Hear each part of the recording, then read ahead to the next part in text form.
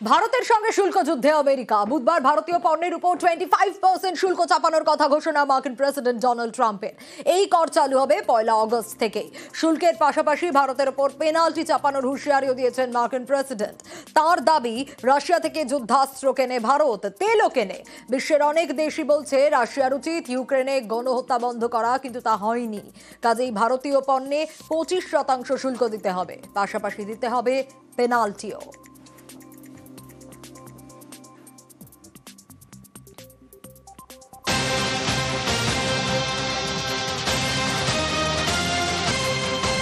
আর ট্রাম্পের এই ঘোষণার পর ভারত কি বলছে? ট্রাম্পের ঘোষণার পরই বিবৃতি জারি করেছে কেন্দ্র।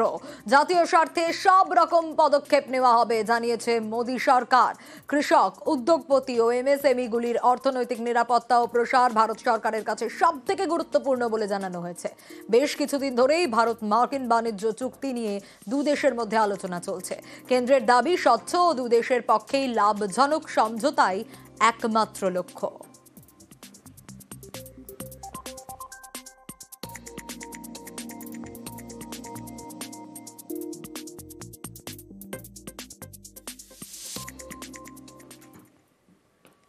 ডাক্তারি পরীক্ষার প্রস্তুতি নিতে অন্ধ্রপ্রদেশে গিয়েছিল মেয়ে। 2 বছর আগে সেখানেই সব শেষ।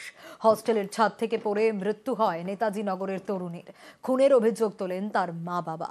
চোয়াল শক্ত করে লড়াইয়ে নামেন।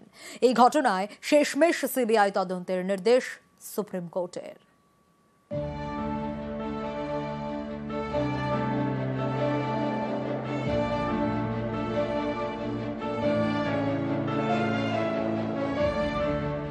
রীতি সাহা, বাড়ি নেতাজি নগর। ডাক্তারি পরীক্ষার প্রস্তুতি নিতে গিয়েছিল অন্ধ্রপ্রদেশে।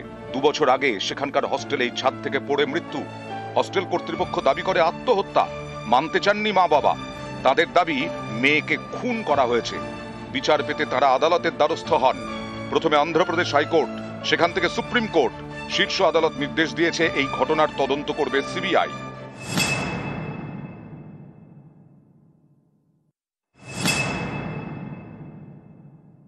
আমি এখন অনেকটাই আশ্বস্ত, কারণ হচ্ছে আমার কাছে এছাড়া কোনো রাস্তাও নেই।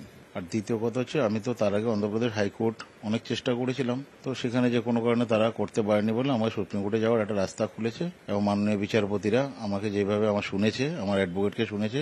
আর এই ধরনের ঘটনা যেগুলো সুইসাইড বলে ট্রিট করা হচ্ছে, এগুলো সব তো সুইসাইড নয়। এগুলো পুলিশ তাদের দায়িত্ব কমানোর জন্য সুইসাইড পাস করে। পুলিশ আর প্রশাসন যদি ঠিক থাকে, এই ধরনের ঘটনা কমতে বাধ্য।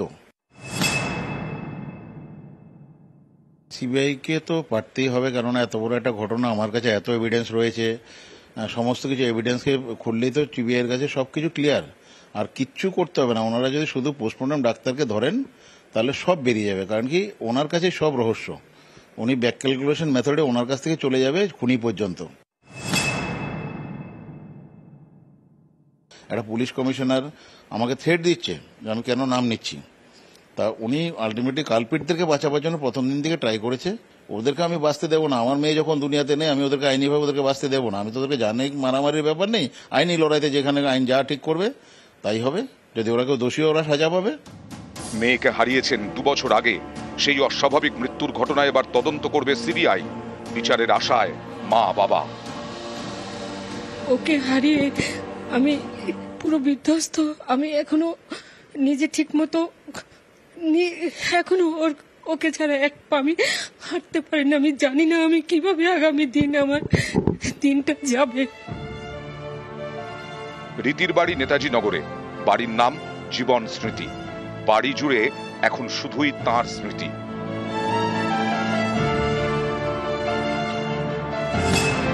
2022-এ কলকাতার নামী ইংরেজি মাধ্যম স্কুল থেকে মাধ্যমিক পাশ করে। পেয়েছিল 90% নাম্বার। স্বপ্ন ছিল ডাক্তার হওয়ার, তাই ডাক্তারি পরীক্ষার প্রস্তুতি নিতে অন্ধ্রপ্রদেশে যায় রীতি। 2022-এ ভাইজাগের বেসরকারি শিক্ষা প্রতিষ্ঠানে ভর্তি হয়। থাকতে শুরু করে ওই শিক্ষা প্রতিষ্ঠানেরই হস্টেলে। হস্টেল কর্তৃপক্ষের দাবি, 2023-এর 14 জুলাই রাতে হস্টেলের ছাদ থেকে পড়ে যায় রীতি। স্থানীয় একটি হাসপাতালে ভর্তি করা হয় তাকে। 16 জুলাই দুপুরে রীতি মারা যায়। হস্টেল কর্তৃপক্ষ দাবি করে এটা আত্মহত্যা। পরিবার দাবি করে খুন। এর জল গড়ায় অন্ধ্রপ্রদেশ হাইকোর্টে, তারপর সুপ্রিম কোর্ট। শেষমেশ গত শুক্রবার সিবিআই তদন্তের নির্দেশ দেয় শীর্ষ আদালত। অমিত সরকার, নিউজ 18 বাংলা।